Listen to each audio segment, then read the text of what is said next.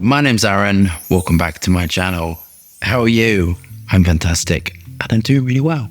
And today I'm reviewing Bois Impérial by Quentin Bisch. That sounds very English, doesn't it? That sounds like Quentin Bisch. That sounds like an MI6 agent. Freshly crushed and spicy Thai basil leaves meets the sparkling, peppery and grapefruit facets of Nepalese pepper absolute. Brilliant combination. The green and rich earthy vetiver, Haitian vetiver, I love Haitian vetiver, echoes with, well, I can't read it. I can't read all the things because this pop-up keeps coming up and it's pissing me off. So apparently it's got a Georgie wood, an exclusive molecule with powerful cedar wood tones.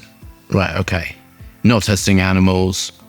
Vegan and phthalate free. Alcohol is made of beetroot at a Parfum at 16%. This is £82 for 100ml. The site, I've got to say, was kind of all popping up everywhere. Quite difficult to negotiate and I couldn't read through all of it. So maybe if the website people are looking, think about people who just like things a bit more simple. I didn't even know what the notes were, to be honest. I kind of read vetiver, some sort of wood and something else. Pepper. Okay. This is by Essential Parfums. Do we have our bottles of Bois Impérial by Quentin Bisch? Are we engaged with the higher self?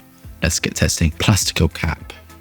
Disappointing. So these labels, I think, were put on by hand because they are not dead on in the middle. We're rebranding them as we are in the process of doing something with the labels. So I know how hard it is to kind of get that exact thing. So let's apply the fragrance and get on with this review. Let's look at the atomizer. This is what I like to see with the atomizer. White, dispersive, fine. When you've got 16%, 20% concentrate, so when you've got an eau de parfum and you've got all the alcohol and a little bit of water, it is easier to get a fine dispersive spray.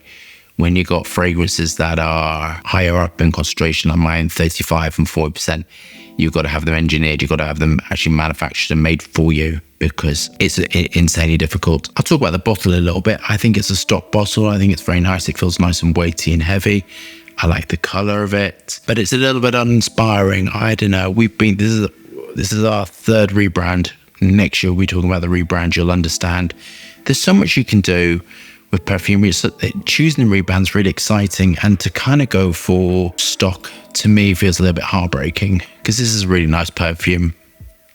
Light, bright, airy, masculine, and drops in heavy. I'm going to talk about something a little bit different, and I'm going to talk about the perfume as well. I'm going to talk about blending.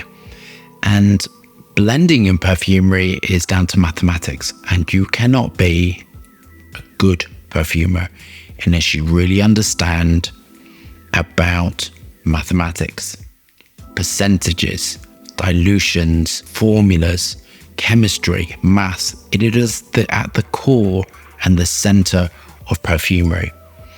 Because a lot of problems, which I've come across personally, which you get to when you're designing a perfume, you're designing a perfume, you can get past a block. And it's kind of like you think, oh, it's kind of not projecting enough. It's kind of too heavy. It's too light. It's too this something. And it's kind of like a block, a bit like a creative block. And it always comes down to the maths. Generally what I do at that moment in time is kind of have a break and I go off and I design something else at the opposite end of the spectrum. Then come back and have fresh eyes at it. And I always go back to the maths in it. And it's always something to do with percentages, and generally always the percentages that are going in there, and you kind of need that fresh eyes, and you kind of need to, I personally, I'll tell you, I was thinking about this the other day when I was creating something. I'm always creating something, can't remember what it was. I personally like my numbers also divisible by each other, or my sort of percentages and dilutions divisible by each other. I find it really difficult to go for, I'm giving an example, this is not in reality, to go from, let's say, 0.2% to 0.16%. I find that really hard. I think it's my autism, actually. I like numbers divisible by each other and all these sort of perfect sort of, how things are laid out. I like perfection in my work.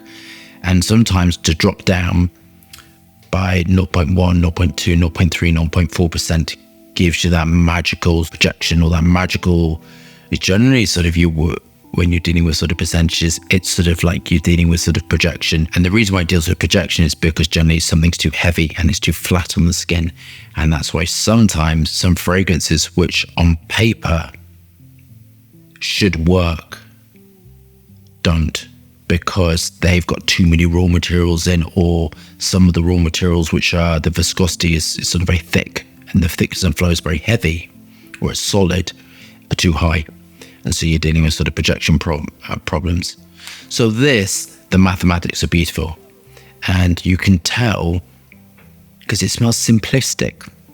And I've mentioned in the past before about just because it's simple smelling doesn't mean it is simplistic. Because for things to smell like this effervescence, this sort of like vetiver, woody, amber, very simplistic smell, generally means it's not. This perfumer loves ambroxan, loves sort of like these metallic notes, and I personally resonate with that because I love this sort of finish on it, and he has a distinctive sort of signature to it. Onto my final thoughts. I think it's a beautifully created perfume. I think it's been somebody who really knows what they're doing, understands maths, been at work here, and I can really admire it. And I keep getting movement of it, actually. I keep getting that movement. It smells undoubtedly masculine. It smells timeless. It smells very beautiful. My criticism is it's kind of not strong enough. I know some people out there are going to be like, but on me, it's kind of like, all the rest of it, right? This unicorn sort of fragrance, which on some people lasts for 40 days.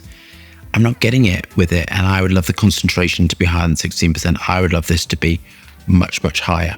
I love the masculinity behind it. I love the cleanness by it, which is the embryolide, the ambroxan, the isosuper, the linalool molecules. I love all of that situation going on. Slightly spicy note, herbaceous, but I would love it stronger because I think it's really beautiful. Apparently, the same perfumer did the Ganymede fragrances, and the next video we're going to compare them. And I'm kind of raring to get at that video, actually, because I really want to see, we'll sort of see the prices and compare everything. I think it's a great fragrance. I think it's very easy to wear. I would thoroughly recommend this fragrance for, I think, men and some women could wear it, but I think it definitely smells eloquent. I think it smells masculine. This is a work fragrance. I don't think it's going out and screaming and having fun. I think this is a really nice fragrance to wear to the officina. I think this is a nice fragrance to wear going to a wine bar or that sort of thing. I think it smells very eloquent and smells like a posh person's fragrance. Would be a lovely wedding fragrance, actually. I think if you are in a situation where you kind of want to smell eloquent and refined, I think this is great for you. The price is outstanding. I mean, really great. Packaging's a bit boring, but we can't have everything. Anyway, I would love that review. Thumbs up and subscribe for more fascinating, interesting content. Lots of moving hands and lots of fragrance views. Hope you're staying safe and well. See you soon.